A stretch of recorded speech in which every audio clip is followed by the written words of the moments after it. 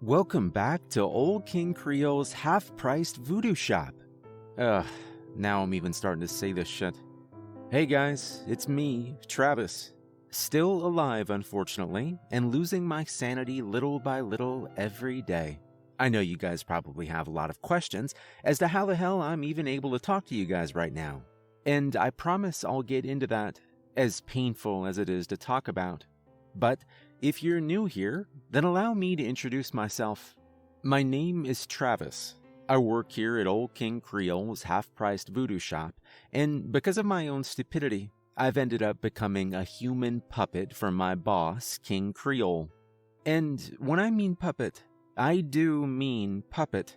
I'm suspended by strings from the ceiling, and my face is white as chalk, and I've got stupid red cheeks painted on. During work hours, my mind is sort of disconnected from my body. My body and mouth say things that my mind doesn't want to say. I'm basically the most disgusting thing in history, an overly cheery store clerk. Sometimes I want to punch myself with how sick and disgusting I sound, being a stupid puppet for my boss. The only time I get to take back control of myself is when the shop is closed. Although whenever I try to leave through the doors, I'm quickly taken over again and forced back to my post at the counter. And yes, I have tried to end it all.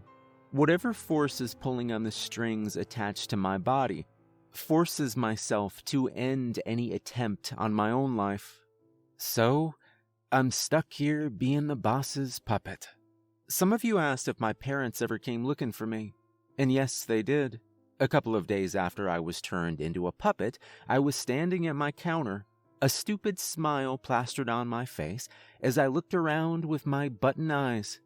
Quickly, I stood stick straight when King Creole came out of his office. His stitched-up mouth was turned up into a smile as he approached me. "How are you doing, Travis, my boy?" He asked me with a chuckle, giving me a hard pat on the back. I turned my head to him and just smiled nice and wide back at him. "I'm doing fantastic, sir," I said happily, while internally I was screaming every curse word I knew at him, wishing I could rip his stupid head off his shoulders and punt it down the basement with Mary. He chuckled and nodded at me. "Say, I need you to go into the basement for just a second. I left something down there when I was tending to Mary. Could you be a dear and go get it?" He asked me, standing back and offering me the key to the basement. I reached out and took it, even giving him a little salute. "Sure thing, sir," I hummed, walking over to the basement and opening it. While my body readily gave into his orders, in my head I thought of why the hell he was sending me down here. Nothing was important enough for me to go down here. And I got my answer the second I closed the door behind me. The rusty bell rang at the door, and I heard the sound of a couple of people coming in. And I heard the voice of my mother. "Are you King Creole?" she asked. Her tone was of sorrow and insecurity. I turned on my heels quickly, staring back at the door. My mother was here. I reached out towards the door, but found myself unable to close the small distance to touch the knob. I wanted to force myself to stretch my stupid hands just a couple of inches closer, but I couldn't. "Why, yes I am, ma'am," Creole chuckled, the sound of my rocking chair squeaking, as he was no doubt sitting in it and rocking in it. "What can I do for you?" he asked my mother. My father spoke up instead. "Our son went missing a few days ago, and we were wondering if you've seen him anywhere."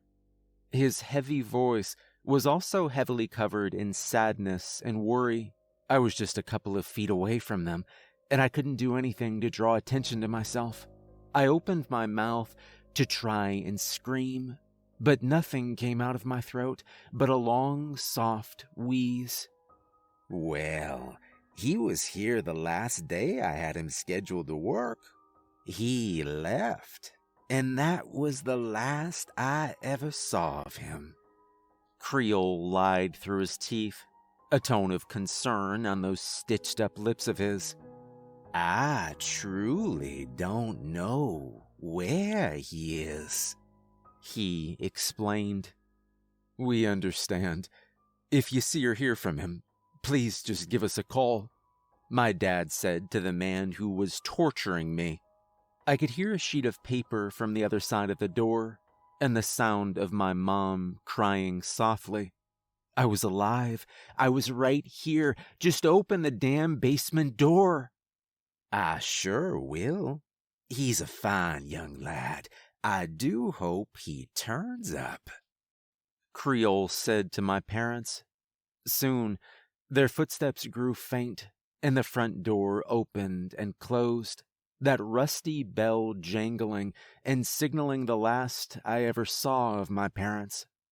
Finally able to move again, I clawed at the basement door and opened it up. "Oh, Travis, you just missed your mama and pops. Such nice people worrying about their son." He chuckled when he saw me standing at the basement door. He was holding up a missing persons flyer at me, showing my old face, before my button eyes, pale skin, painted cheeks, and my severed head getting stitched back on. "Oh, that's too bad," I said in my happy tone, my mind practically screaming and begging to be let out of this prison. Is this what someone in a coma feels like? Or people who get trapped in their bodies and are unable to move? "I'm sure they'd love to see you. Who knows, maybe I'll pay them a visit one day. If you ever misbehave. After all, I know where they live now." He giggled, holding up a flyer of my past self and showing that my address was plastered onto it. "You monster," I thought. "You won't have to worry about that at all, sir," I said. "I would never do something that stupid." I nodded, smiling as I was forced to turn back around and head down to the basement. Creole's giggles filled my ears as I descended into the dark depths. Finally arriving down in the basement, I looked around for whatever the hell it was that he'd left down here. While I was down here, I saw the Voodoo King's old fiancée and murderer, Mary, the living human porcelain doll, who was currently busy chewing on the rotting corpse of one of the dead customers.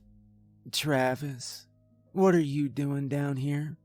she asked, quickly swallowing the meat in her mouth. Normally I'd be gagging and throwing up all over myself, but my body didn't react at all to that. Plus, I'm always wearing a nice suit, and getting vomit off that would be a bitch. He sent me down here for something.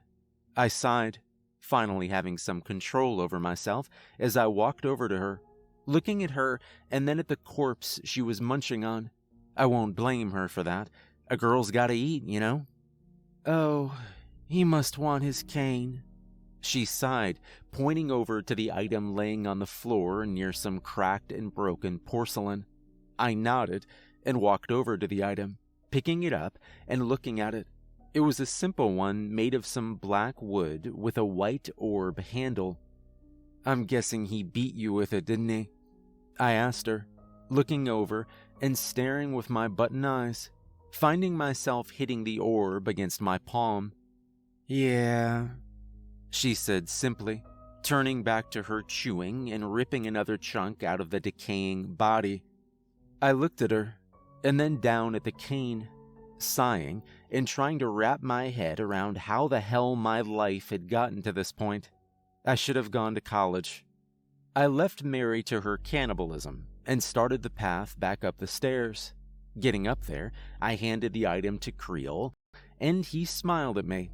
"Thank you, son," he hummed, taking it and looking down at it. "Anything for you, sir," I said with a smile, shivering internally when his head jerked up to look at me with a quizzical look. "Anything, huh?" he asked me with a hum, stroking his chin and standing up quickly. putting both of his hands on my shoulders and giving them a hard squeeze. Like, killing your parents for me? He asked me.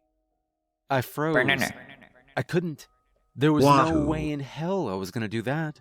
I opened my mouth to no doubt agree with him, like the stupid doormat I'd become, but instead, I grabbed him by the head and smashed my own into his, sending him sputtering backward. Ah, still have some fight in you, huh? He asked me with a chuckle, holding up the cane and bringing it down on my head, sending me stumbling to the floor like I was a doll. Because I am one. He raised it up to deliver another one to me when the door again opened and we both looked towards it. "Is this a bad time?" the customer asked, a girl wearing an oversized hoodie. Creole looked down at me and then at her, placing the cane on the floor and walking over to her, the cane tapping along as he went. "I'm sorry, dear. What can I do for you?" he asked with a hum. I, meanwhile, was forced back up by my strings and standing up nice and straight for our customer, brushing myself off and heading back to the counter to stand there like the animatronic I was basically becoming. You grant wishes, right? Can you get a guy to like me?" she asked shyly. Creole chuckled and nodded slowly, wrapping an arm around her and pushing her over to the counter. "Travis, be a dear and get Miss Liz here the love potion," he asked of me with a giggle. I quickly nodded back and reached out to give the woman the potion she asked for. God, I wish I could have talked her out of it. The love potion is probably the worst potion we sell here, especially if you're as vague as this girl was about it. She took it and looked at the vial it came in, looking at Creole dubiously and reading the back of the bottle. Smart girl. Nodding to herself, she opened it and quickly drank it, gagging at the taste, but swallowing it all. She stood there for a bit recovering, and soon her phone went berserk.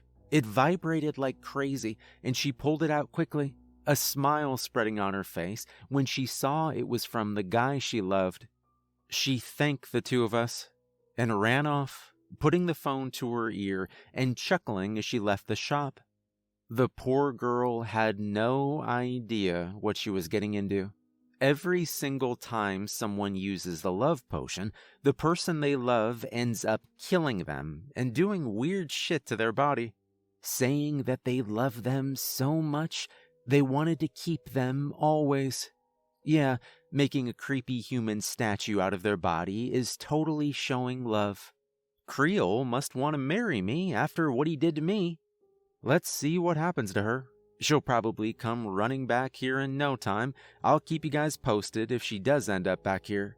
Creole must have been in a good mood, because he didn't end up beating me again, just going off to the office and closing the door, leaving me to stand there at my post. He doesn't go anywhere at night, if you guys are wondering. He just stays in the office until the shop opens up again. But that gives me a chance to rest, curled up under the desk. No reason other than to cry. Well, my button eyes don't really produce tears, but my body does everything else that crying entails. I don't know how to get away from him, but there has to be a way. If I can smash my face into his, there has to be a way to be able to break the spell he has on me. I'll get out of here, and I'll rip his head off. I swear I will. And do be sure to check us out. King Creole has been talking about getting more employees. Hope to see some of you here. You know what I miss the most ever since becoming a puppet? Using the bathroom. As weird as it sounds, having at least some kind of privacy inside a room with a toilet for me to sit down. I've never taken something for granted so hard as being able to sit down from my own free will. The stupid strings keep me suspended and forced to stand up straight. It makes the days long not being able to sit down by myself. King Creole has been treating me worse than usual lately. I don't know if I did something, or he's still mad about me smashing my face into his, but now every day before we lock up shop, he puts his arm around me and invites me down into the basement. Since I was so curious about it, he drags me down there and forces me to stand there and watch while he uses all types of things to beat Mary. Look, I may have thought before that she deserved whatever she was getting from Creole, but seeing it day after day, it's starting to make me afraid for myself. What happens when he starts treating me like her? She's porcelain, and to some extent, she's grown numb to everything. Me, on the other hand, I'm human. Or I guess my body is pretty much human, and I've seen what Creole does to humans that piss him off. One day before lockup, I was doing my usual standing at the counter, wondering of ways to end my eternal suffering, when the bell at the shop door clanged, bringing my button eyes over to the person who had just wandered into our lovely shop. I saw a heavyset guy, tall and bundled up in a jacket since it was so cold. He looked at me with about as much discomfort as I usually had towards myself whenever I caught a glimpse of myself in the mirror. "Hello, sir, and welcome to Old King Creole's half-price voodoo shop," I sang in my stupid greeting voice. All the while, subconsciously, I was telling this guy to stick a knife in my heart and end me. Not too different from when I was a human working here, now that I think about it. "Yeah, whatever, you freak. Is your boss here? I'm told he can make problems disappear," the guy said, looking around the shop and sneering at all our items, and probably all the cobwebs everywhere. Although I've never seen a spider here, and I live at the shop now, I have no idea how they show up here. "He sure can. I'll go fetch him right away," I said cheerily. The strings attached to me forced me to walk over to the office and tap it lightly to a little tune.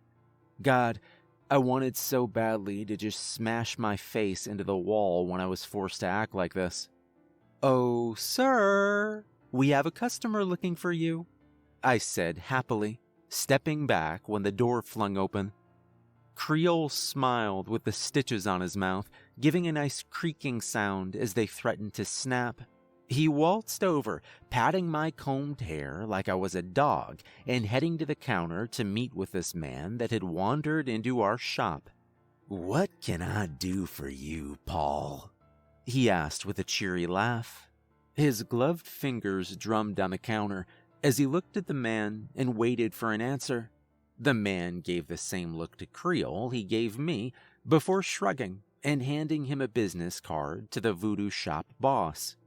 "Yeah, my buddy Pat says that you can make problems go away," he said, crossing his arms that rested on his beer gut and waiting for Creole to respond. He seemed shifty, like the kind of guy you'd see on wanted posters, or the kind you look out for if you belong to the neighborhood watch. "Ah, of course. What is the nature of your problem? I do hope it's easier to solve than Patrick's was. Quite a mess he got himself into," my boss said, looking over to me and motioning me to come over, the strings yanking me, since I really had no choice but to obey him. "Yeah, I need to lay low for a couple days. Feds are on my ass about some sexual assault allegations," Paul explained. Creole nodded, the drumming of his fingers stopping once Paul finished. "Well, I can offer you my basement, but it is becoming quite full down there," my boss thought aloud, holding his chin. His button eyes scanned this man, but soon the smile he always had plastered on his face went away, and a look of disgust came across it. "On second thought, I can squeeze you in," he chuckled, walking past me and patting me on the shoulder as he led the man to the basement door.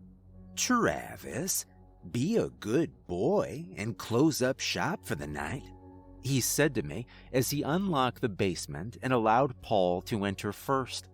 I looked at him and quickly nodded. Being dragged over to the door, I flipped the sign to say we were closed, and I locked it. Turning my attention back to the basement door, I realized I'd regained control of my body. I took that glorious opportunity to stretch as I've never done before. God, the feeling of my popping joints felt incredible now. Taking this slim window of opportunity, I walked into the boss's empty office, looking around for anything to aid me in my current predicament. I didn't have much luck since, once again, the only item King Creole has in his office seems to be sewing supplies, and I don't think any of that is going to help me here. My attention turns from his office to the basement when I hear Paul start to scream, along with hard smacks and the sound of something wooden breaking. Travis, get down here, boy. Creole's voice ordered me, forcing my body to stand up perfectly straight and forcing me down the basement. The best way I can describe the feeling is sleep paralysis, being unable to move at all while freaking the hell out. Walking down into the basement and reaching the end, I almost wanted to do a 180 and start walking back up the stairs. Paul was being hung by a meat hook from the wall, and Creole was slowly sharpening a knife on a nearby whetstone. His look was one of anger until he saw me, and then that scowl flipped into a big, wide smile. There you are, boy. "Hello, sir. What are you doing with the customer?" I asked, surprisingly for once being able to agree with whatever my mouth asked. Creole chuckled as he walked over to me and grabbed me by my combed hair, stroking the now extremely sharp knife against my stitched-up neck.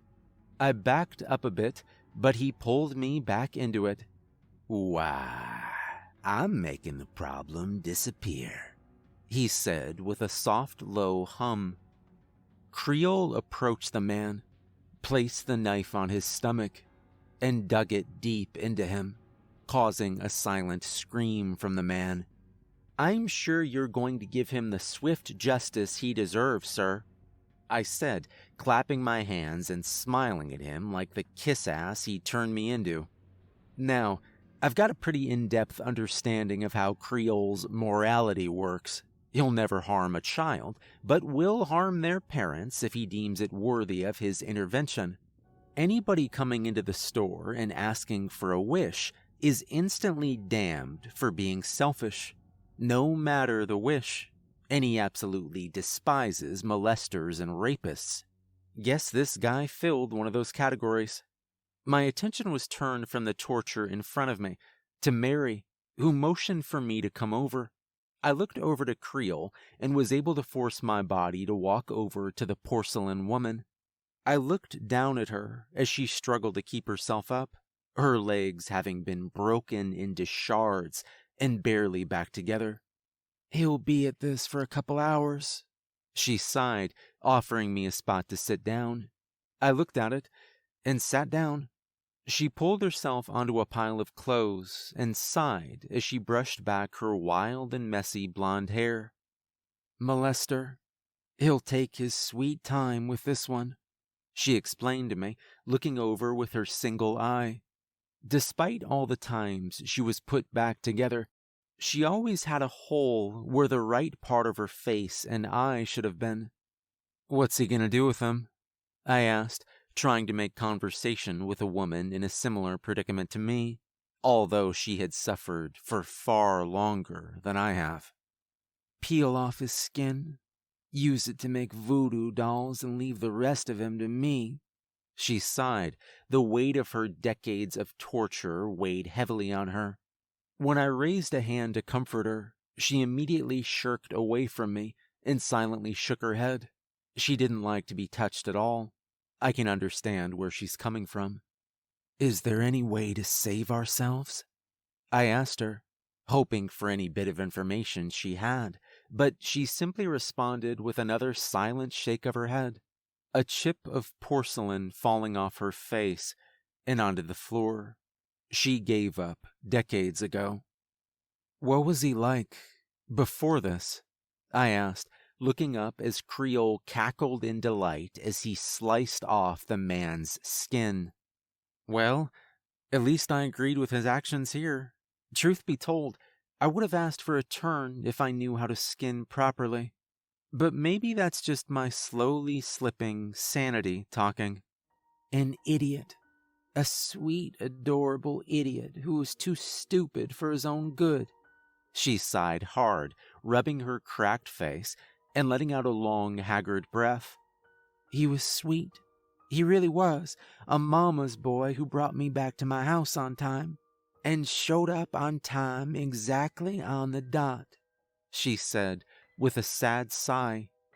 So, why did you do it? I asked her, my button eyes turning my attention from the torture in front of me over to her. It still made no sense for me as to why she would kill Charles Sumner and lead to his transformation into King Creole. I was young and stupid. Charles was such a prude that he wouldn't have sex until we were married.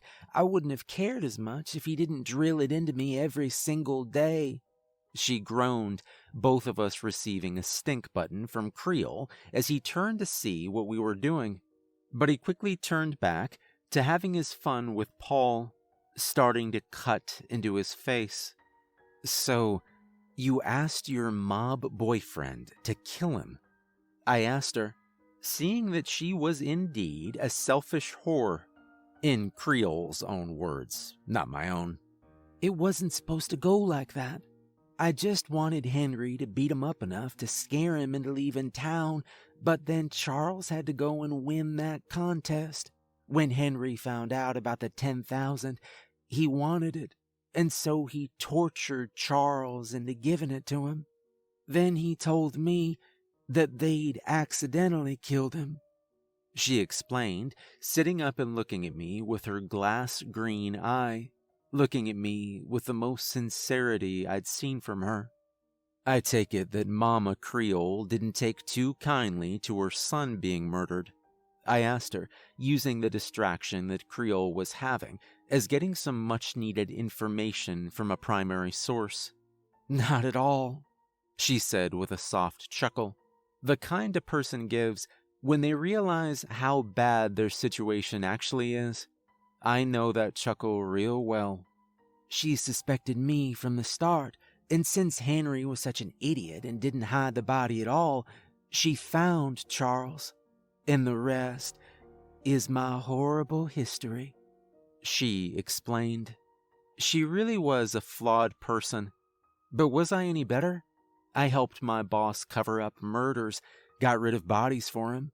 I wasn't really better than her, I guess. Is she still with us? Is she an immortal voodoo creation like her boy? I asked, looking for any way to get out of our situation, but she responded with a shake of her head. She died in 1960, I think. Old age. Creole was devastated. He didn't come down here for over 6 months.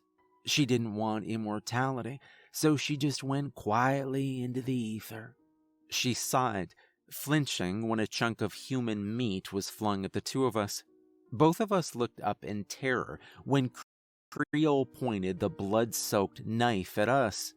Do not speak of my mother, you filthy whore, he snarled, lifting his leg up and stomping her face in, sending the girl flying backwards into the pile of bones that was behind us. He next turned to me and pointed the knife right at me. I raised my hands to show I meant no harm, but he just chuckled at me. There's no way you're getting out of your situation, Travis. You're my special store clerk, my good little boy, and my very own puppet. He smiled, snapping his finger, my body going stiff again and being forced to stand up straight. You are correct, sir. I am at your eternal service, I said with my stupid yes-man tone, wanting so badly to rip that knife from his gloved hand and plunge it into his chest. But all I could do was smile like a jackass and follow his order to take all the skin he'd peeled up to his office. Taking it in my hands, I started up the stairs and sighed. This was going to be my life now, wasn't it? The slave of an undead voodoo man. Why did I have to be an idiot and get involved in this? I was about to start making $30 an hour. Why did I have to ruin all this? I thought all this as I came upstairs and was face to face with a police officer. We looked at each other before we both looked down at what I had in my hands, then back up at each other. Well, how the hell would I explain this? Turns out, I didn't have to. I'm here to wish for something, the woman said. She was middle-aged, looked like she was a hard-ass, but her tone of voice really sent me back. I looked down at the skin in my hand and thought for a second. Yeah, let me just put this away and I'll get my boss, I said, far enough away from Creole for me to be able to control my actions. Going to the office, I thought to myself, for some reason, I wondered if she was going to be my way out of here. Well, I had some hope for the first time in a while. I should have known not to. Walking down the basement with this police officer, I did my best to act as naturally as I could, with strings being constantly tied to me. She was obviously uncomfortable with me, but if she's a cop, she most likely knows about King Creole. If that one time that cop tried to arrest the two of us is any indication, then the whole police force knows what goes on in here.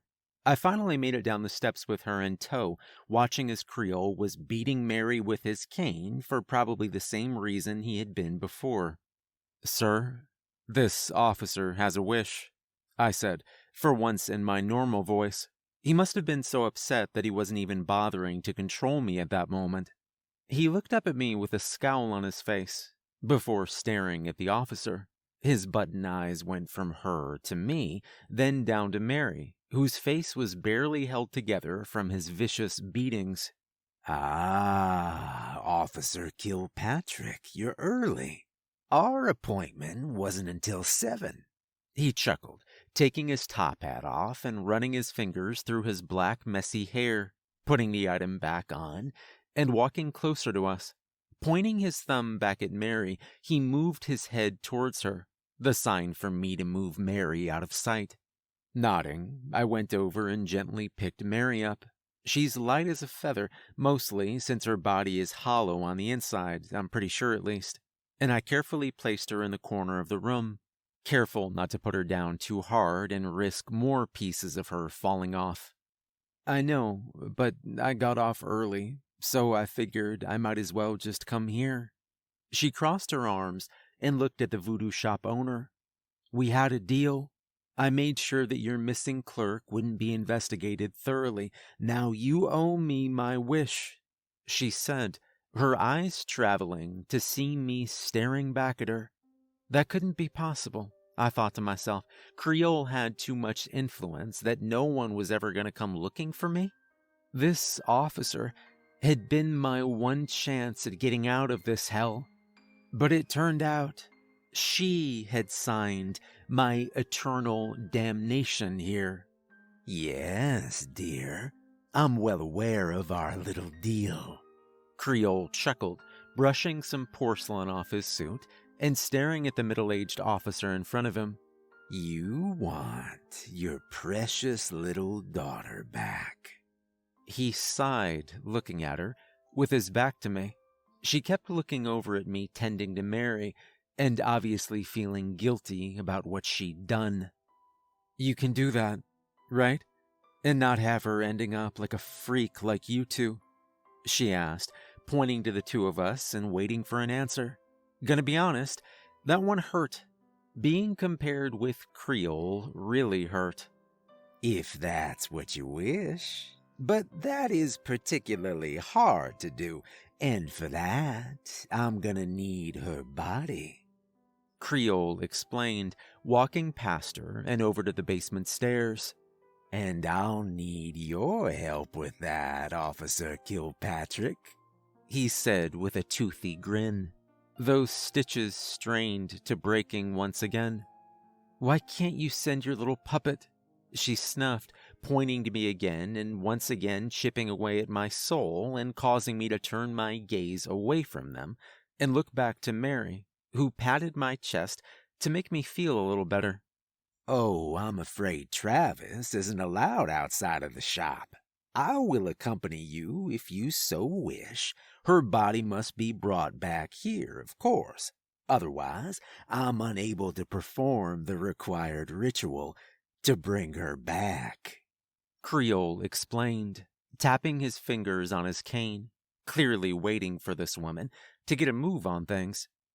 Fine, she said with a long sigh, walking past him and up the stairs. Creole turned his button eyes back at me, and I felt the strings pull tight as I was forced to stand up straight once more. Travis, dear, be a good boy and close up shop. I'll be back within the hour. He ordered me, leaving before I could give him any kind of stupid-ass kissing response. I sighed as I was allowed to go limp again. Waiting until I heard the front door open and close, I then turned back to Mary. You've got a chance to look for a way out, she said, picking up some of her pieces. She sighed as she got a good amount of her face back into a decent shape. Is there going to be any way out of here? I asked her, raising a brow. I got a shrug back, and it looked like I was an idiot. I haven't left this basement in almost 95 years. How should I know? She rolled her one eye. Damn, she got me. Pouting a bit as I turned to go upstairs, I looked back at her and smiled.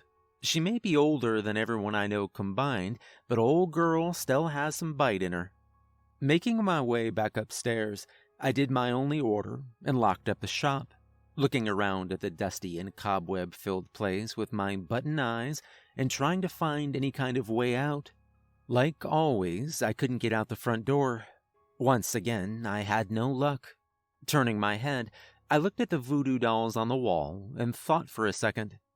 Any of you guys want to help me out here? I asked them, getting silence back. Well, it was worth an ask. I looked back over at the boss man's office and resigned myself to try and look in there for anything that could help me out of here. Opening up his desk again, I once again couldn't find anything useful. How does he not have any scissors?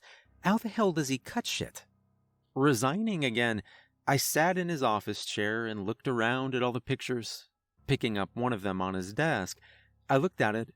It was old and weathered, but I could see that it was Charles and his mother. Made sense that this was the only picture of himself that he hadn't destroyed. He really must have loved his mother. I miss mine so much. Setting the picture down, I sighed and rubbed my face, my fingers going down and scratching the stitches on my neck. Something deep down in me wanted to rip off the stitches. Maybe that would kill me, since the fact that I wasn't able to just do it and the invisible force was keeping me from doing it. I think that it just might. Well, if I'm ever able to get to fight Creole in a fistfight, I know where to go for. They were gone for a good while, and when they finally came back to the shop, I was out of the office and standing at the corner like I usually do. Creole walked through and held the door open as Officer Kilpatrick brought her daughter's casket into the shop, dirt dripping onto the floor and causing me to exhale through my nose in annoyance. I'd probably have to clean that. Travis, be a good boy and help Mrs. Kilpatrick with her luggage, Creole said. I nodded and walked over, holding one end of it and helping her as we both were led down to the basement. Getting down there, I placed the coffin down, giving her the stink eye, as best I could with button eyes. She was still uncomfortable looking at me, and backed up when we placed the coffin down. Do I have to be here to watch? She asked, hugging herself and backing away from the coffin. Creole walked over and grabbed it, cracking it open and looking down into it, smiling as he saw the corpse in there. I walked over and peeked in. Yep, that was a dead child, all right. A rotting dead child at that. Thank God I can't smell things anymore. Well, you don't have to, but it will help with the ritual if you do. He chuckled, picking up the corpse and placing it on the same table he'd used to turn me into a puppet. Well, this was sure going to be fun to watch. especially with the maggots crawling in and out of her body. It was obviously too much for Kilpatrick, since she started gagging and throwing up. Yep, super glad I can't smell or taste things anymore. Creole went to work, straightening the body out and nodding. He then looked over to me with a smile and beckoned me to come closer to him. I obeyed and walked over, leaning in so he could whisper to me. "Bring that skin I had you place in my office," he said, pulling back and shooing me away. Well, now I've been downgraded to errand boy. Sighing, I obeyed and made my way back up the stairs, picking up all the things he would need, the skin, threads, needles, etc. Making sure everything was in my arms, I made my way back downstairs, placing them on the table for my boss. He nodded happily at me and cracked his gloved fingers. One thing about Creole is that he is an expert at sewing, be they dolls, or in this case, humans. Must be all those years he did piano, because his fingers are like water, man. Smooth moving. If he wasn't keeping me trapped in here as his slave, I would strive to be this good. He laid the new skin on top of the rotting corpse and began to sew it to the old skin, humming a song as he did so, clearly lost in his craft. Kilpatrick came over soon to see what was going on. She raised a brow at the skin, it obviously now being a match for her daughter, but that soon changed when the skin began to mold and form to the child's body, turning the correct shade and even growing back the red hair she'd used to have. Creole stepped back and nodded at his work, looking around the basement for something before looking to Kilpatrick. "Buttons? Or glass eyes?" he asked of her, throwing her off and causing her to take a step back at that. Obviously, she'd never had to consider a question like that. "Why can't you just give her regular eyes?" she asked. "Well, those are hard to come by. Where glass and button eyes are far easier to use. I assure you, dear, nobody'll notice. Well, with the glass option, of course." He laughed with a smile. Kilpatrick wasn't amused, though. By her looks, she was the kind of no-nonsense cop. "Fine. Give her glass ones," she said, crossing her arms again, the gun on her holster moving a bit. I looked at it, but if the times the shop got robbed were any indication, there was no point in trying to kill Creole that way. With his answer, Creole reached into his pocket and pulled out 2 pairs of glass eyes. And carefully, he placed them into the gaping holes where the girl's eyes used to be. She was young. She looked maybe 7 or 8, just about Olivia's age. I was wondering what had happened to her, but the gaping hole in her neck kinda said enough about that. Shot, it would seem. By who, though? I was soon about to find out the answer to that question. But for now, Creole dramatically dusted his hands off and stepped back. "Now then, will her mother step forward and offer her blood?" he asked, a nice smile on his face as usual. Kilpatrick walked over and looked at her daughter on the table. The softening of her face obviously showed that Creole had done an incredible job at making her look just like she had when she was alive. Creole raised a needle up and pricked each of her fingers nice and deep. The crimson liquid dripped off of her fingers and into the girl's open mouth. It took a minute or two, but it was soon obvious that the body was starting to change. Before, she'd resembled a wax-figure doll, but with each drip into her mouth, she gained color and started breathing. Wow, he really can grant any wish. Although this being King Creole, I was expecting the inevitable. "Susie," the woman said, when the little girl sat up from the table, breathing rapidly, and looked down at her hands and arms, clutching her throat as she seemingly tried to stop the bleeding that had caused her untimely death. But then, she looked up at her mother and blinked a couple times. "Susie, it's Mommy." she said, getting on her knees and kissing her. "Mommy?" she said in a soft voice. Her arms soon came around and hugged the woman. It was a tender moment, which lasted all of about 5 seconds. "Why did you kill me, Mommy?" the girl suddenly asked, causing me to raise my brow and look over at Creole, who was just smiling and chuckling up a storm as he backed away. I followed his lead and backed up as well. "What?" Kilpatrick asked quickly, pushing the little girl away from her, still keeping her hands on her shoulders. Her face was one of denial. "What are you talking about, baby? I didn't do anything to you," she explained, but the girl looked straight on at her with her glass eyes. "I came downstairs while you and Daddy were fighting. You shot Daddy in front of me," the little girl said, her voice deadpan, sitting up more on the table and standing up on it. "When I started crying, you shot me too," she said, holding an accusing finger up at her mother. You were supposed to be in bed," she said quickly, backing up into Creole, who chuckled as he clasped her shoulder from behind. I had to make it look like a robbery," she said, struggling against the unnatural strength of Creole as he held her. "You lied, Mommy.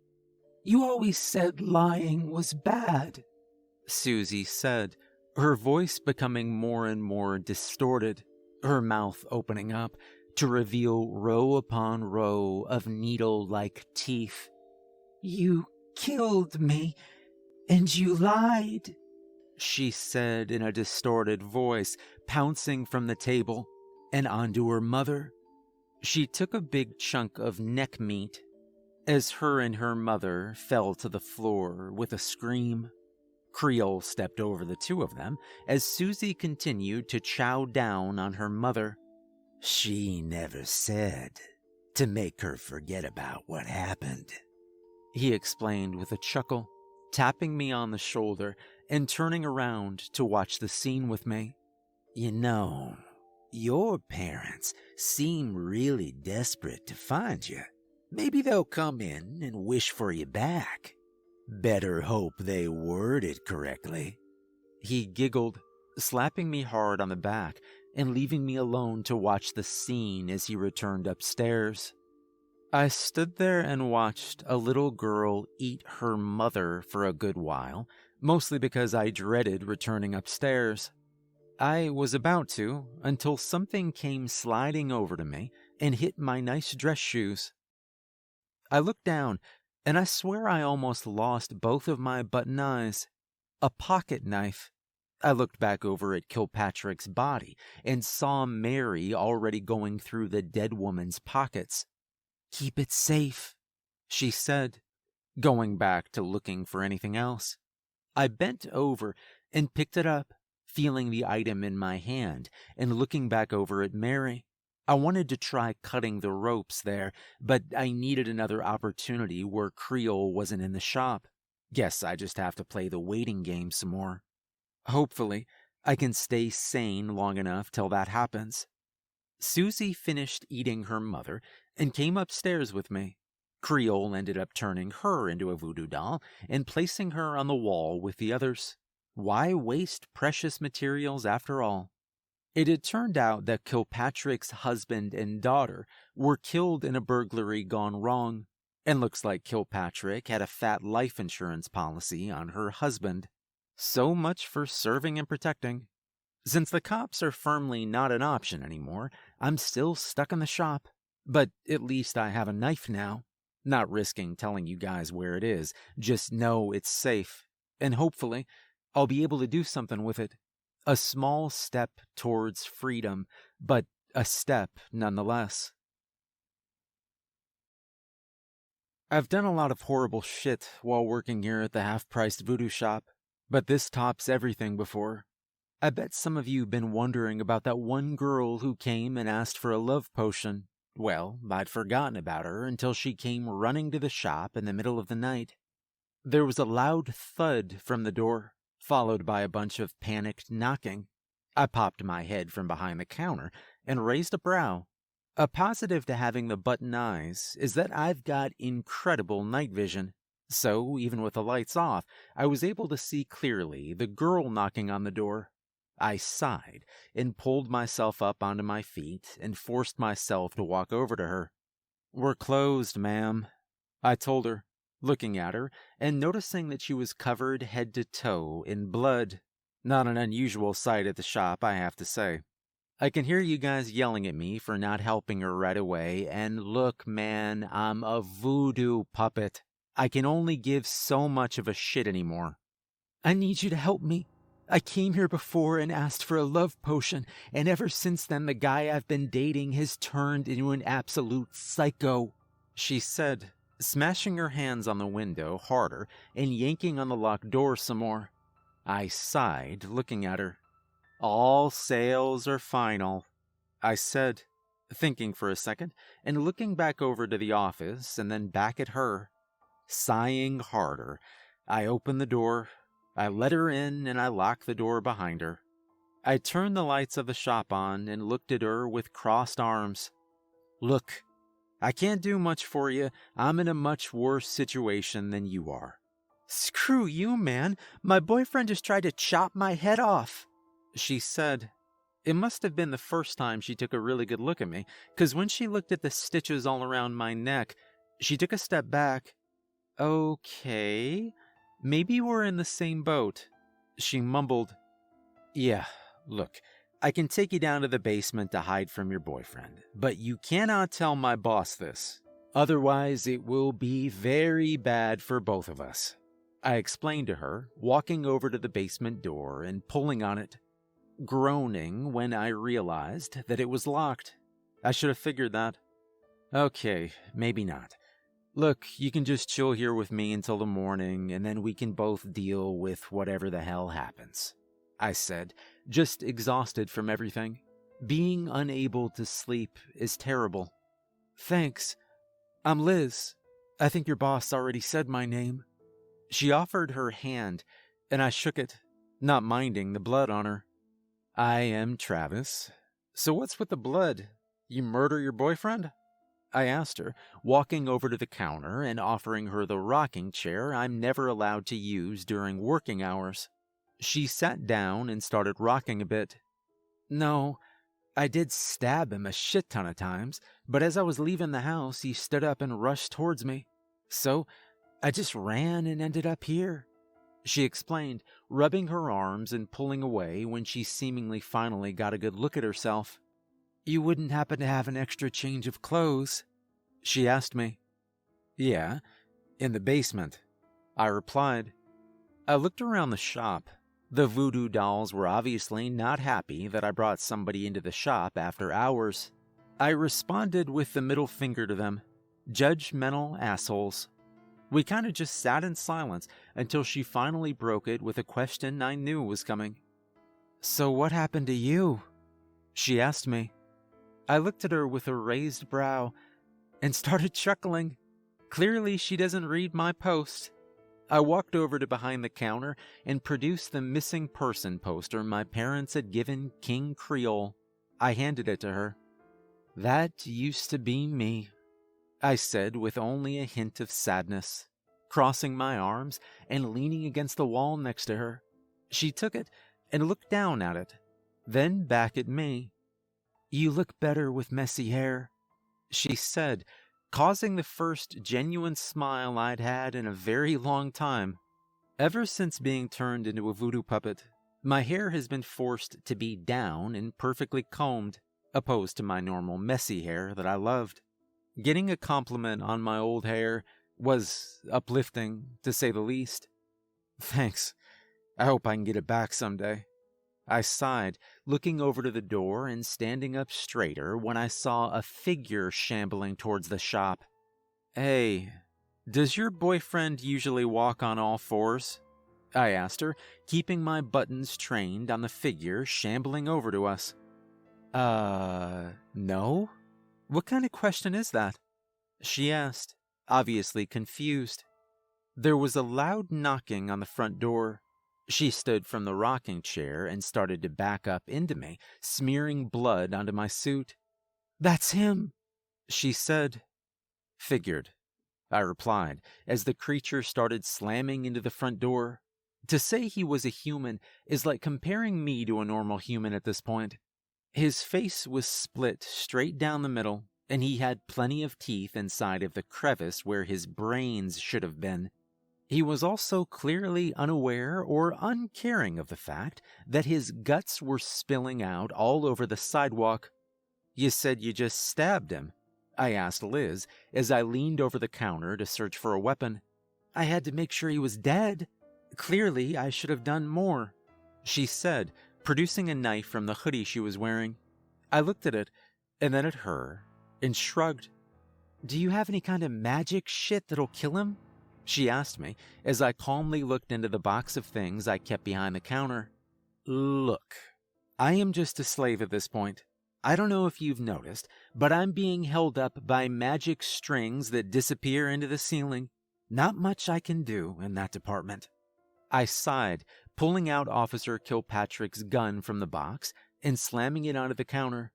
"Here, see if that'll help," I said, walking over to get King Creole out of his office. Liz, let me in, baby. I love you. I'm sorry about attacking you," the creature said, slamming its split head against the glass front door harder and harder, starting to crack the glass of the front door, causing Liz to quickly pick up the gun and fumbling with it for a second as she aimed it towards the creature. I knocked on Creole's office and waited for him, tapping my foot on the floor as I waited. Except he didn't come out, which was odd to me. I tried again, only for him not to respond either. Trying to open it, I found it locked as well, and I groaned.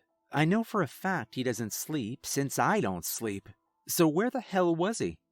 "Well, bad news, Liz. Looks like we're on our own with this one," I said, walking back over to her and going back to the box for something to arm myself with, showing Liz how to turn the safety off as she panicked about it not firing. "How can you be so calm about this?" she asked, terrified, only getting a shrug back from me.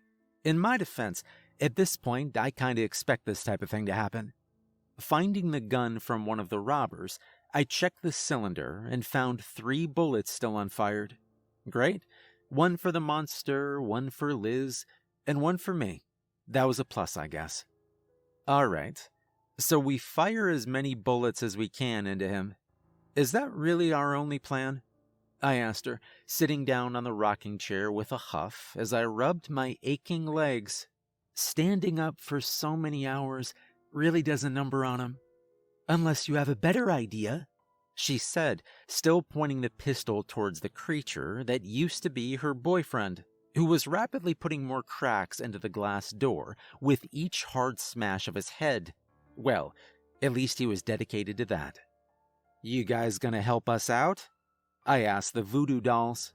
I turned my attention towards them, but as usual, they just gave me a blank look back whenever I tried to talk to them. "Nope, I got no ideas here." I shrugged, clocking the hammer back on the revolver and aiming it at the creature.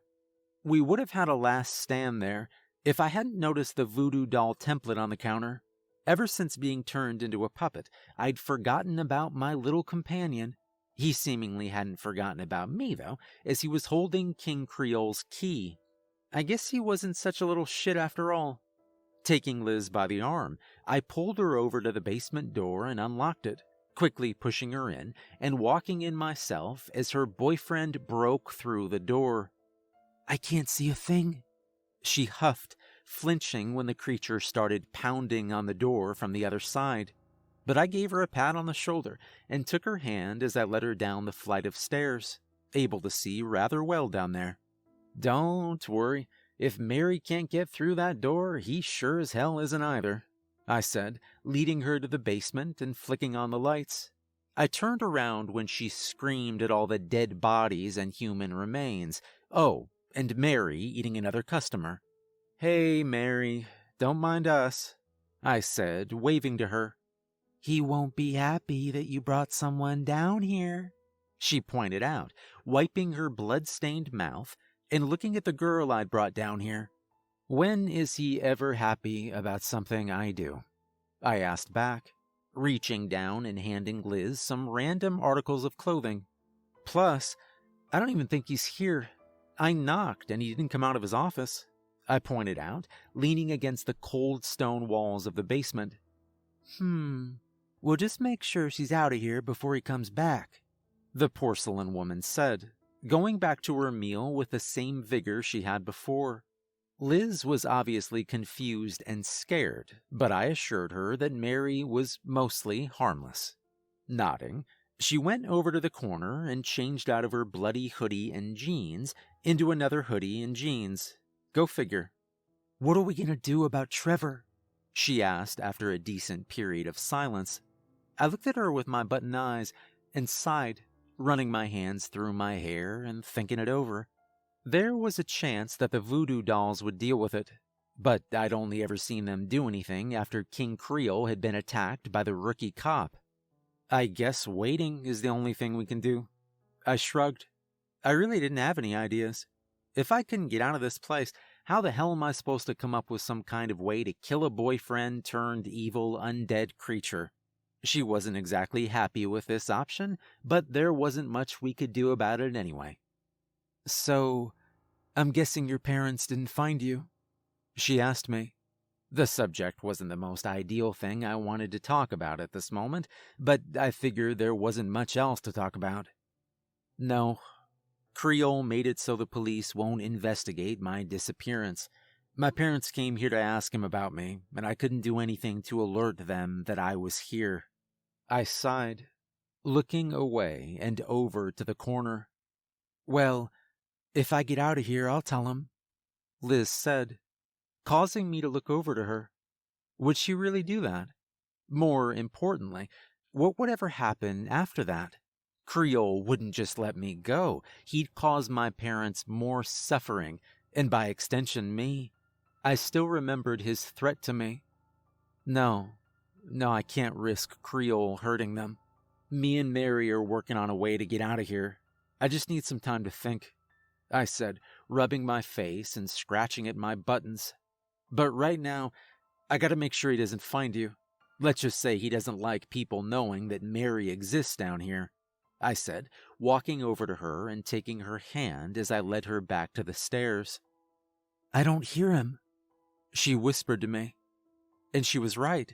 I didn't hear Trevor either. So turning off the basement light, we both started upwards towards the door, silent as we could be. Reaching it, I placed my ear against it, and I heard a wet smacking, the usual sound I heard when someone was getting beaten to death in the shop. Stay here, I told her, opening the door quickly and closing it behind me. My hunch was correct when I saw Creole beating the living shit out of Trevor with his cane. His gaze turned to me, and his scowl quickly turning into a wide smile. Travis, dear me, I thought this disgusting creature had gobbled you up. He chuckled, walking over to me and tussling my hair.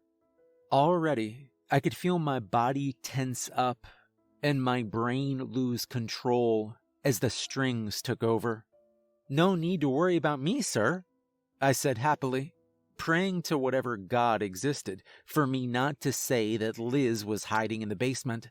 He looked me over and looked over to the basement door. No, please, no. You're hiding something from little old me, aren't you, Travis? He asked me with a smile, walking past me and over to the basement. I held my breath as he turned the knob, only for it not to open. He tisked and reached into his coat pocket, only he didn't find the key in there, or any of his other pockets. What the hell? He asked in annoyance. He looked over and grabbed me by my collar. Now you listen here, boy, he snarled, his yellow teeth sharpening back into fangs. You tell me what the hell you hid down there, he snarled. causing me to gulp and try once again to bash my face against the voodoo monsters, but it wouldn't work this time. "A girl, sir," I said in that stupid kiss-ass tone. "The one who brought this creature with her." "Is that so?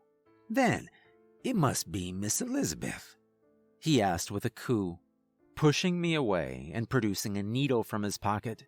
He inserted it and with a flick of his wrist opened the door, only to get met with a shot right into his face from Liz.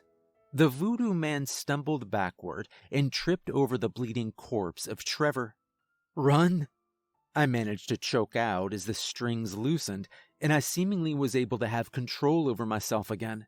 She nodded quickly and started booking it towards the entrance, only for her ankle to be grabbed by Creole's gloved hand and causing her to fall flat on her own face. I tried to assist, but the strings instantly took their hold on me once again.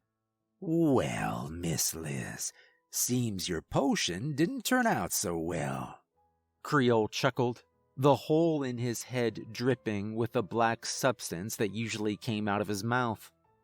"Allow me to remedy that." He pulled her closer, and she shot him in his head. "Travis, help me," she said, looking at me with sheer terror in her eyes. I wanted to force myself to move, but I was stuck there, just forced to look blankly at her. "Travis, get this bitch down to the basement. I'm gonna teach her some respect," Creole said, as he finally managed to pin Liz to the floor and slap the empty gun away as she tried to bash him with it. The strings pulled tight once again. I fought as hard as I could, guys. I swear I did. But the strings pulled me over and forced me to pull Liz up and hold her against me as I began dragging her to the basement. Creole stood up, dusted himself off, and chuckled, walking along with me as I pulled Liz screaming and kicking down to the basement. I helped Creole strap her to the table. He scolded me for letting someone in after hours and deemed that the punishment I would receive was to help him with what he was going to do. He hummed and walked over to the corner of the basement to look for an item. He came back with pieces of porcelain. My heart sank instantly when I saw that. He placed each piece onto her and mumbled something to himself. Liz began screaming louder as the porcelain began to sizzle onto her skin and soon morphed perfectly on top of it. He repeated this pattern, panel by panel, replacing every inch of her skin just like Mary. Guess this is what he did to her. When he finished, Liz was completely porcelain, but unlike Mary, she couldn't move. She simply darted her eyes back and forth, tears streaming down her shiny, pale face. But he wasn't done yet. He looked over at me and smiled wide as he snapped his fingers. And before my eyes, she started shrinking, just like when he turned someone into a voodoo doll. In no time flat, she was the size of a porcelain doll, and he picked her up carefully. Travis, Travis, Travis. He sighed at me, bringing the doll of Liz over to me and holding onto it as he tapped my cheek with his gloved hand. You shouldn't fall in love. You'll just end up in a million pieces, he explained, dropping Liz in front of me. I screamed as loud as I could in my mind as my body just stood there, and I watched as she hit the floor. She shattered into a million pieces, a million bleeding pieces. Clean the mess upstairs, will you? We open in a few hours, he said, leaving me to stand over Liz's dead pieces. She was my only chance of escape. But besides that, She was just a poor girl who wanted to be loved, and this is how she ended up. Mary said there was no way she could have survived. She said that the only reason she survives his beatings is because he leaves enough of her intact to rebuild. There's no fixing Liz, and it's all my fault. After the unfortunate death of Liz, I slid further and further into hopelessness. All the days started blending together, and I started fighting the strings less and less. I felt like I was both being dragged around physically by the strings, and mentally, I just gave up fighting. Creole seemed to notice that as he tried to get some kind of reaction out of me, but I gave him no satisfaction at all with anything he tried. That seemed to annoy him at first, but I got that small victory. I might have fully surrendered to the strings if a familiar face hadn't shown up to the shop. When the rusty bell jingled, I didn't bother looking up from my staring contest with a voodoo template on the counter, until the sound of little feet running over to me tore me away from my exhilarating game. Little Olivia stared up at me with her sweet little eyes. "Wow, you look like Mr. King Creole," she said. I'd almost forgotten the girl and her new British mother. I looked at her, and the first smile in a couple of days crossed my face. She returned my smile and looked over to her mother as she came over to me. Her look was one of sorrow, covering her mouth with her hands as she looked at me. "I couldn't stop him," I said, sighing, as I pointed to the strings forcing me to stand. She reached out and held my hands in hers as she offered me some comfort. It felt nice, and it was nice to have someone not immediately hitting me with a wooden cane. As if to further push that train of thought, King Creole emerged from his office, a big wide smile on his face.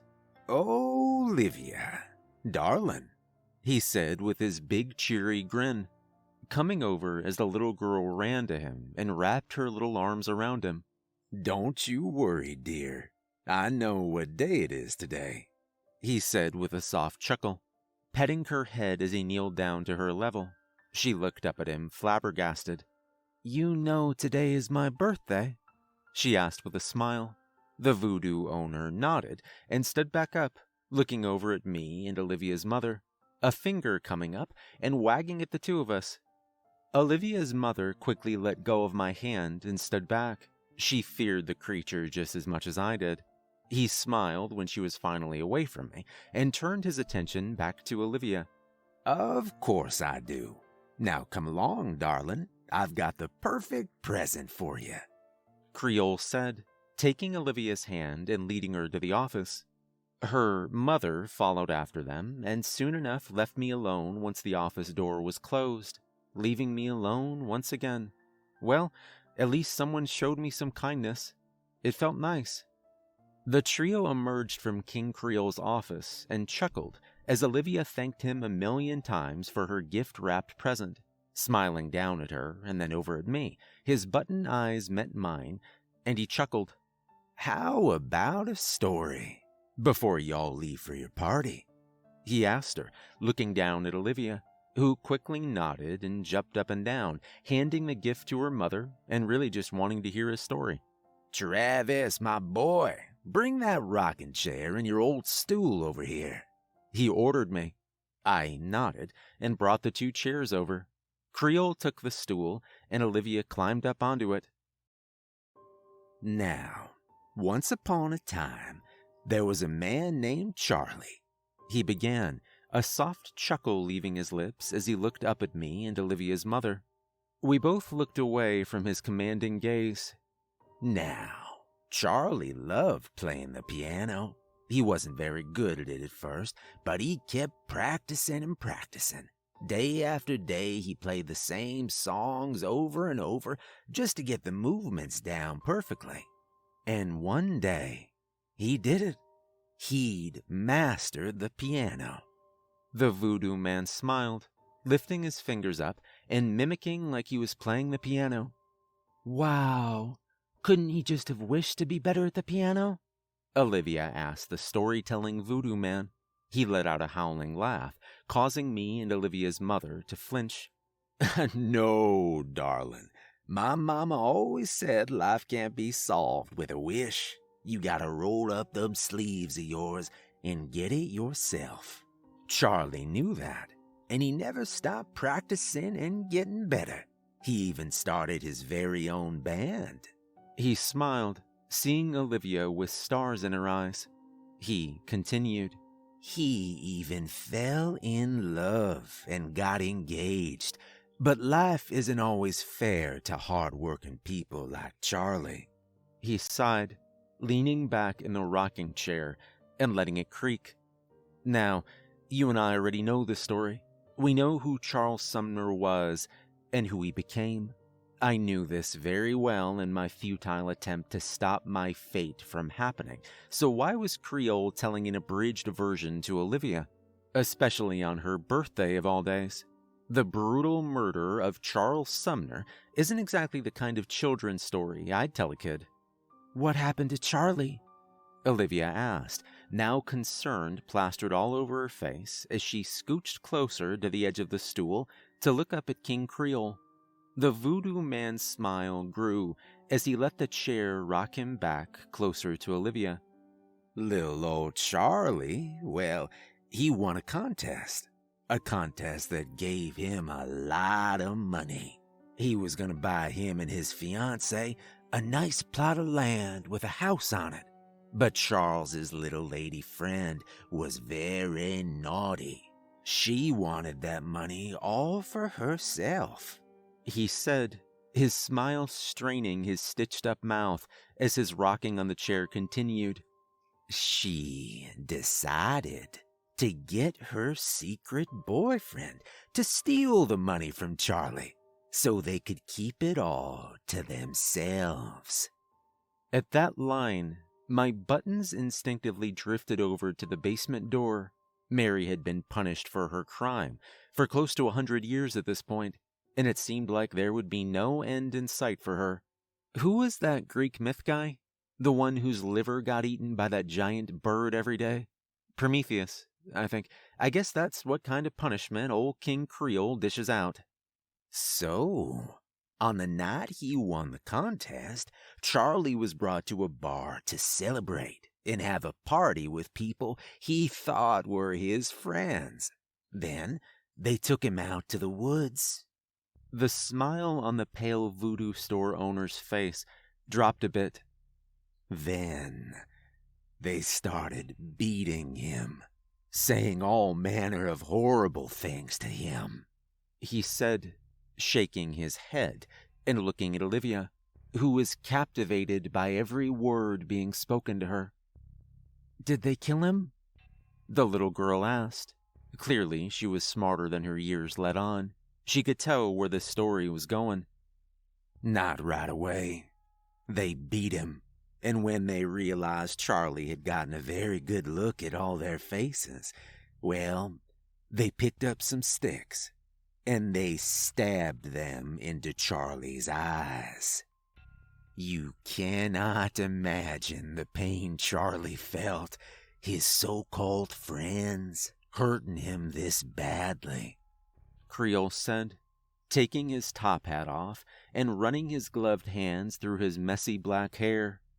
Only the problem was, that didn't kill Charlie. Oh, he screamed and screamed. Anyone would if that happened to them. The people hurting him, well, they panicked. What if someone heard that and they'd come? Creole quickly put his hat on and sat up straight as he looked at Olivia. Did someone come to save Charlie? The little girl asked, hugging the doll of her old mother that never left her side. I was also on the edge of my seat. Even though I knew the outcome, what can I say? He's a good storyteller. No. Nobody did. But they were so scared that they'd be seen and caught that they had to act fast. One of them grabbed a rusty saw from the back of one of them trucks. The others held Charlie down, shoving his face into the cold, wet dirt. And then they started cutting. Only there was a problem. The saw was duller than they were, and I didn't cut well at all. He said, and that made sense. The cut to my neck that Creole gave me is nice and smooth. He did it with a nice sharp saw. His own cut, though, it's jagged and uneven in places, like someone really forced it to be cut. How long did it take to end? Olivia whimpered. Her mother came over to hug her from behind to calm her down, the little girl burying her face in her mother's dress, but still looking over at Creole, obviously still fascinated by the story. Oh, it took a very long time, darling, Creole said. 30 minutes from when the saw started cutting to when Charlie's head fell off his shoulders. They covered his body under some leaves and sticks, and they left him there, he said, holding his hands up as if that was the end. But he continued, another smile spreading across his face. But they did not account for his mama. I raised a brow at this. Creole never talked about his mother. It was something that sent him into a fury whenever me, and especially Mary, brought it up. But here he was, telling a little girl all about his elusive mother. Me and Olivia's mother were obviously curious. Now, Charlie's mama was very skilled in the arts of voodoo. She was loved by everyone for healing the sick and helping the needy. And when she learned that her son was missing, oh, now she sprung into action. She found Charlie's body within a few days of him going missing. But she didn't report it to no police. Oh, no, no. He tisked, wagging his finger at all three of us. She took him straight back home, and she fixed him right up, bringing him back to the land of the living. Olivia gasped and started clapping in excitement, looking up at her mother like it was a miracle. Now, Charlie was very upset at what happened to him. He worked so hard all his life, and he'd been taken advantage of. Well, he decided that it was his turn to have the fun. He chuckled, looking up at me with a smile. He made everyone who killed him suffer, especially his fiancée and her secret boyfriend. He hummed with a smile. If he'd done something this horrible to Mary, I can only imagine what he did to Henry, her secret mob boyfriend. Wow. What did Charlie do when he was done? Olivia asked, setting her doll on her lap and looking up at him for an answer. He smiled down at her and tousled her hair. Why, he decided to teach everyone the same lesson he learned. Taking the easy way only gets you punished, he said with a chuckle, looking over at me and Olivia's mother. Your new mama learned that the hard way. Your new mama left her family and moved to America to start a new life just for herself. Now, she's the best mother you ever could have asked for. He smiled, Olivia nodding back quickly and turning to hug her mother nice and tight. She looked over at me and nodded sadly. But what about him? What did he do? She asked, pointing at me and then looking at Creole.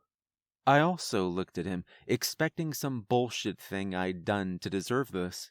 What he said made me want to pull out the switchblade I've been hiding this whole time and just stab his heart out.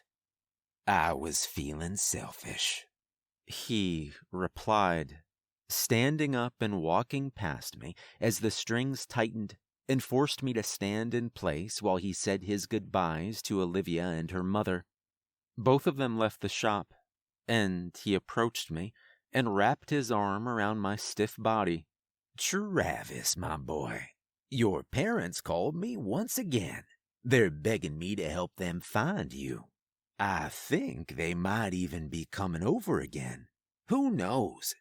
If they ask for a wish, I just might grant it." He chuckled, grabbing my face and pulling it over to look at him. He smiled wide as he squished my cheeks. "You wouldn't dare," I choked out, managing to fight off the string's influence enough to say that. That got a hard laugh out of him. He smacked me across my face and caused me to go limp against my will. He put his dress shoe on my face and put down pressure on it. "I wouldn't dare?" he asked, after laughing at me for a good while, putting even more pressure on my head.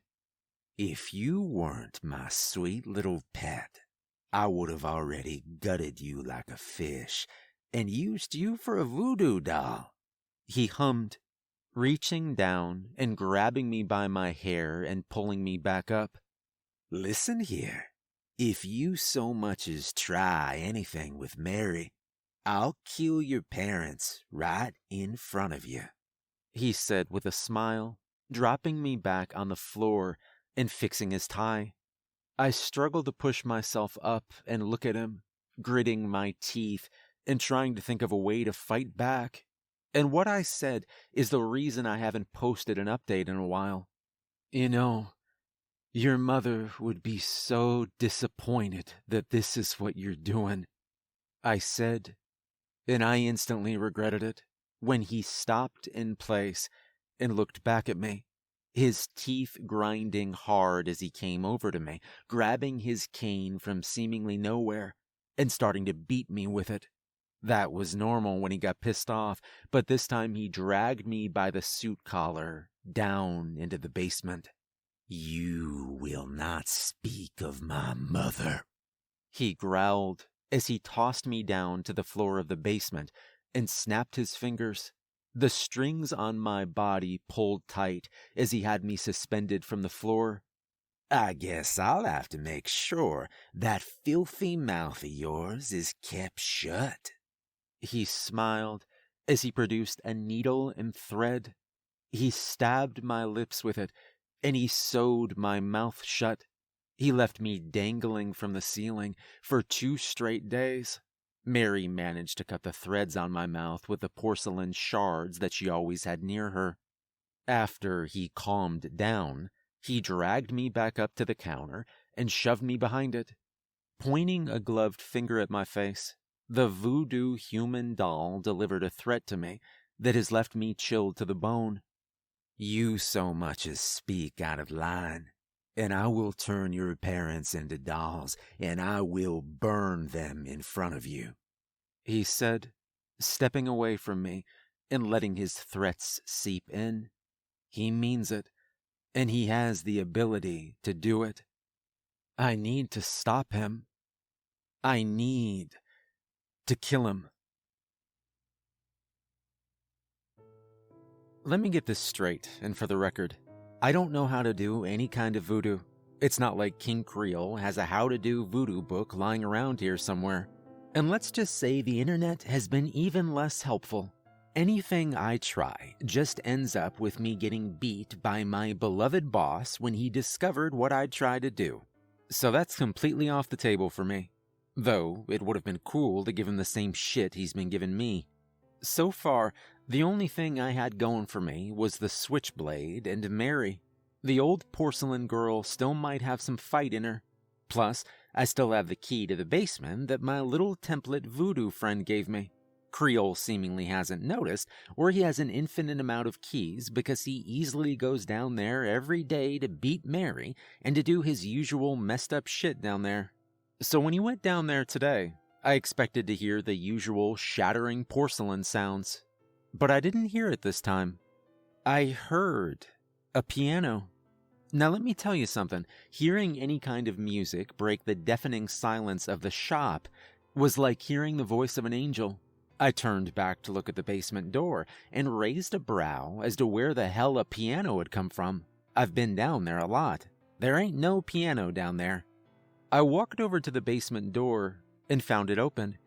Now, this was very strange. Well, he hadn't told me not to come down there, so I silently walked down the steps. The sounds of a sweet yet sad tune played and grew louder the closer I came towards the basement. I stopped just short of the final step and pressed myself up against the stone wall, peeking my head over to see what was happening down here. And my jaw hit the floor faster than an anvil from the sky. The basement looked completely different. No hanging bodies, no bones, no rotting corpses. Nothing. Instead, it was a concert hall, like a full-on giant concert hall. Seats with cushions with people sitting in them and watching. Now, not real people, obviously. Each one of them had a stitched-up mouth and button eyes. Most likely, he made an audience out of the bodies down here. I looked over to the stage, and my button eyes nearly fell off, because playing the piano wasn't King Creole. It was Charles Sumner. Well-combed hair, tan, normal eyes, and a big smile on his face as he played the piano. My confusion was immense, but he played the piano so beautifully. It was almost hypnotizing. I looked around for a place to sit, and I found one next to one of the guys who had once wished for $1 million and ended up getting hit by a car right after. He said nothing as I sat down. I kept staring at the stage, my button eyes soaking in the scenery of something that had only happened in the 1920s when Charles was still alive. I can see all that practice really paid off for him. It would have been a lovely concert, maybe one for the history books, until Mary descended from the ceiling to the stage with wires attached to her. Unlike Charles, who was all smiles and soaking up the opportunity, Mary looked sad and almost unwanted in a way. And yet she, too, was human again. The very definition of beauty. She had golden blonde hair, pale skin, and wore a white dress. When she landed on the stage, she took a step forward and looked back at Charles. He ignored her, but kept playing his heart out. Mary sighed and looked out to the crowd. "I'm not gonna do this again, Charles. I hate it," she said finally, causing Charles to miss the stroke of the key and then snap his attention over to her. Standing up, I felt my blood run cold as he pushed away from the piano and started to walk over to her. I reached down to my shoe and removed the switchblade. Yes, I've been hiding it in my shoe the whole time. It's what he gets for giving me way too big of shoes. "Listen, you whore," Charles snarled from the stage. His anger was obvious. He walked over to Mary and grabbed her by the throat, the woman gasping and starting to hit him on his chest. "You know what today is, and you damn well better sing. Or I will make sure this eternal punishment of yours becomes much worse," he said. "Good. At least I'll finally be free of you," she choked out, raising another hand to strike him, only for him to intercept it and toss her to the ground. The woman coughed and hacked, soon an entire chunk of her face falling into her hands. Her skin began cracking all over the place, and soon enough, she was back to her porcelain form. "Very well, then. Oh, Travis," Charles suddenly asked, spinning on his heels and looking at me. I froze and quickly shoved the knife into my pocket, looking around and seeing that every person in the crowd was looking at me. "Come on over here, boy. I require your services." He chuckled, baby, walking back over to the piano. Sitting down with some dramatic flair, he began playing some practice notes. Those notes sent my strings trembling, and I was soon forced to stand up and walk over to the stage. My buttons looked at Mary as I passed her and took her place on the stage. I looked then over at Charles, who waved back at me and started up the music again. The second he did, the strings pulled tighter than ever and began to force me to dance. Now, normally I can't dance. I look like a thrashing fish more than anything. But the strings forced me to dance as elegantly as any professional dancer. This wouldn't be too much of a problem, except for the fact that every motion the strings made caused me more pain than I can even begin to try to explain to you. Each and every pull of those strings felt as if each limb was being pulled out of their socket, along with my skin being pulled off with a potato peeler. I screamed with each and every pull of the string, each and every dance move, each and every tone of Charles's piano keys was like another peel of my skin. Mary watched in horror as I screamed and begged for her help. She looked between me and Charles before she finally stood up. "Stop. Enough. I'll sing," she finally said, causing Charles to stop and turn to her. By extension, this allowed me to stop as well. I collapsed to the floor, crying and whimpering at just how much pain I was in. Mary walked over to me and carefully put her hand on mine, flinching away when I hissed out in pain. "You better start before I force him to do it again," Charles threatened, his fingers hovering over the keys and ready to force me up once again. The woman waved him off, helping me sit up first before she backed up. Looking out at the crowd, Mary sighed and then took a deep breath. And then she started to sing, not like lyrics, but like an opera singer might. It was incredible, just like Charles's piano playing. The two of them went together in perfect harmony. Charles started to play it again while Mary sang her heart out. I just watched from the stage, completely enraptured as my aching body began to heal from my abuse. It was something that you can only really experience if you were there. It was as if Beethoven and Mozart cooperated together to create something made of pure beauty. It was heavenly. To think a monster like him could produce something so beautiful. Softly, Mary finished, and with a flurry of keystrokes, Charles finished. He stood from the piano, stepped away from it, and bowed to the crowd. The corpses stood up and clapped. "Happy birthday, Mama," he said to the ceiling, lowering his head, and in a short breath, the stage was gone. I don't know how he did it. I can't even blink, and yet in the blink of an eye, the basement was back to its normal, horrible self. Creole was back, putting his top hat on his head and sighing out from his nose. "I hope she's burning in hell as you'll be," Mary spat, causing Creole to swiftly turn around and bitch smack her, sending shards of porcelain to the floor and causing Mary to fall back into the wall and fall to the floor. Creole then turned to me and smiled. "As if she wouldn't be joining me," he chuckled, walking past me and toward the stairs, his steps heading up most likely back to his office. I went over to Mary and I helped her back up, handing her some pieces of herself, which she thanked me for. "I'm guessing he does that every year, huh?" I asked her, sitting down next to the porcelain woman. She nodded.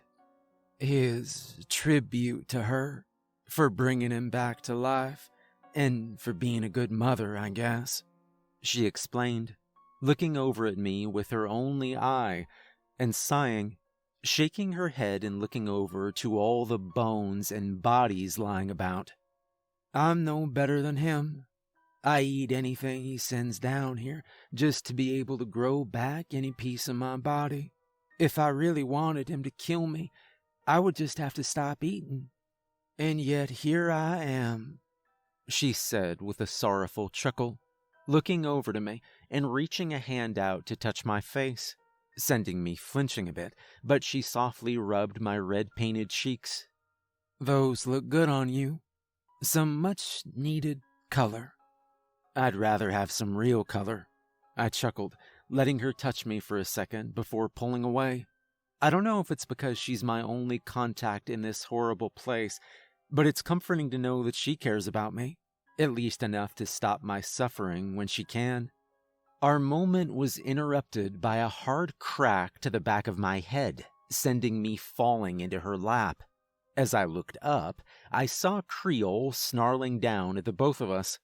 "You trying to steal my pet, whore?" he asked, raising his cane and striking her harder, growling as he struck her hard enough to shatter a good portion of her face. I looked over once I regained myself. I saw what he'd done to her, and I acted. I pulled the switchblade out of my pocket and brought the blade up and grabbed King Creole by the shoulder. Turning him around, he looked at me in absolute confusion and fury as I slashed at his throat with the blade. I managed to cut almost the entirety of his front stitches, causing a big spray of black liquid to come flying out of his throat and causing him to stumble forward and onto the floor, clutching his throat as he did so. "You idiot. What have you done?" he choked out, staring up at me with the rage of a cornered animal. Acting on impulse, I kicked him in the head, and I broke more stitches, causing more of the liquid to ooze out of him, and causing him to fall flat on his face as he bled out. I backed up and dropped the knife. Looking over at Mary, she was putting her face back together and staring at awe at what I'd done. That didn't last too long, though, as the voodoo man pushed himself back up, his head dangling down by his shoulder and chuckling up at me. He stood up and fixed his head back easily, pulling out his threads and needle and leaving the items to stitch up his neck. I backed up from him, quickly reaching down and grabbing the knife again. "You really risked the lives of your family for a whore like her?" he asked with a giggle, clearly pissed off royally and trying to hide behind a forced smile. When the floated thread and needle were finished, they dropped themselves into his hand, and he carefully put them in his pocket. He reached down to the floor, dusted off his hat, and placed it on his head with a smile. His smile widened, and then he lunged at me and shoved me into the wall with the force of an 18-wheeler. I tried stabbing him again, but he simply took the stab through his hand and looked at me. "Why aren't you dead?" I asked as I kicked my legs at him. He answered with a chuckle and a pat to the cheek. "It takes more than that to undo my mama's work," he answered, looking back over at Mary to make sure she wasn't doing anything to try and save me this time. Then, looking back at me and looking at the knife embedded in his hand, he tisked at me. "It looks like I'm paying your parents a visit." "Don't you dare, you psycho," I said, desperately trying to get out of his death grip. But he just watched and laughed, like an animal playing with its food. He had the upper hand on me, and I'd lost my only advantage against him. He tossed me to the floor and stomped on my head with his dress shoes as he looked down at me. "I will do you one better, Travis. How about I bring them here? Show them that you're alive and well. And then have you kill them for me," he said with a giggle, grinding his heel into my skull and causing me to thrash and try to fight him off. But I felt the pull of the strings, and my angry growls and curses turned into a big smile. "That sounds perfect, sir. I'll get the tools ready for you," I happily said as he lifted his foot off of me and let me stand back up. He smiled as he looked at me and nodded. "Why, that sounds excellent, Travis. Why, I bet they'll be so happy to see you. Just imagine the looks on their faces as you slice off their skin and help me turn them into dolls," he said with another giggle. I wanted to wrap my hands around his neck and crush it with the force of a vice, but all I could do was nod and salute him. "I can't wait, sir," I declared. He nodded and tousled my combed hair, turning and starting to walk upstairs before he suddenly stopped and turned to look at me. "Travis, be a good boy and bring Massa his cane," he said with a hum.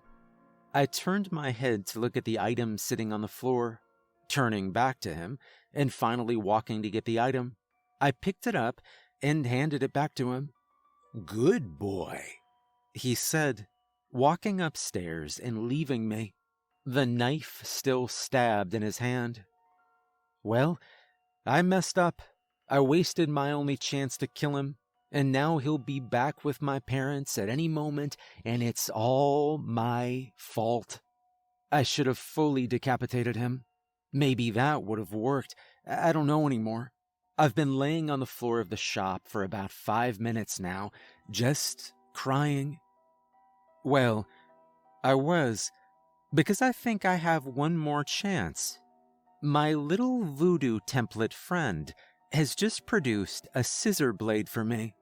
I'm sorry I ever said anything bad about you, little guy. It looks like I have a chance. I'll save you, Mom and Dad. I promise. King Creole took his sweet time bringing my parents over, and that worked in my favor. With the help of my little template friend, I got a scissor blade. What better weapon could I ask for? With renewed vigor, I acted quickly and headed downstairs to get Mary. She was my only real ally in this fight, so her help would be important. Although, let's just say she was more than a little skeptical. "That is the worst plan I have ever heard of," she said, her face pressed against her hand as she shook it. Well, she didn't have much confidence in me. But at the same time, I didn't hear her coming up with any ideas. "Even if I agree to help you, you're going to be under his control. How are you going to go against that?" she asked me, a quizzical look plastered on her cracked face. "Well, that's where you come in. You got to ambush him from behind and split his attention. I know for a fact he loses control when he stops focusing," I pointed out to her, handing her half a scissor. She looked down at the item like it was an armed grenade, looking up to me. "Where the hell'd you get this?" she asked, admiring the surprisingly sharp item. She dragged her porcelain finger across it. "That template doll that sits on my counter," I said quickly, looking back up to the stairs and then to her. "Look, it's not important right now. I'll leave the basement door unlocked, and when you see Creole get close enough to the door, just ambush him. It'll get me enough time to be out of his control and help you. Please, Mary. I don't want him to hurt my parents." I begged her, grabbing her hands and squeezing them against mine. She was trembling as she looked down at the item, and then up to me. "All right. Yes. Okay, I'll do it." She nodded, looking around the basement and walking off in a direction, producing a scarf and pulling it tight against her hands. "I'll wrap this around his neck, and I'll fight against him as best I can," she said softly, coming over to me and handing me back the scissor. "But you need to cut his head off completely this time. No half-assing it," she said, poking her finger into my chest. I nodded and wrapped my arms around her and pulled her into my chest, thanking her softly before quickly going upstairs to arrange anything else that might help us in our battle against the Voodoo King. My little friend wasn't much of a help, but he'd done more than enough for me. I walked into the office and quickly looked around the boss man's place. I looked at the only picture he cared about, Charles and his mama. I took it and shoved it into my suit. Quickly, I made my way back to the counter and sat in agonizing silence as I waited for him to show up. It was maybe an hour or two later that he strolled right into the shop with my mother and father in tow. I hadn't seen my parents in who knew how long, and when they saw me standing at the counter, my mother screamed and quickly fainted in my dad's arms. Mom always was kind of squeamish. "What did you do to our son?" My dad shouted, obviously having mixed up feelings about his only kid looking the way I did. Creole simply chuckled and drummed his fingers on his cane. His button eyes turned over to look at me with a more than satisfied smirk. Travis, my boy, you just gonna stand there?